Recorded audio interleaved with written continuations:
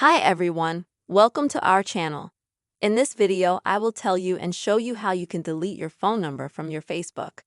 Please subscribe to the channel, also put your likes, be sure to write comments. Let's get to our topic. So, first of all, you and I will need to open the Facebook app. Then, at the bottom, we're going to go to the menu section. And here, when you go to the menu, you'll need to go to the top. Click on the gear to go to Settings. And here the very first window we have is Meta Account Center. We need to go to it.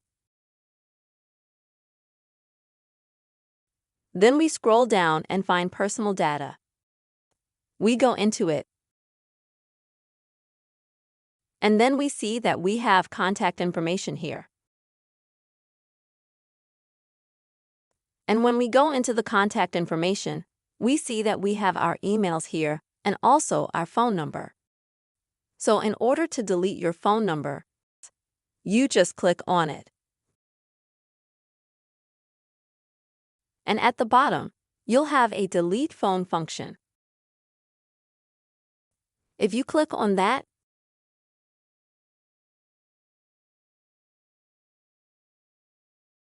you'll see a window that warns you that once you delete your phone number, you will no longer have two-factor authentication because it is attached to the phone number.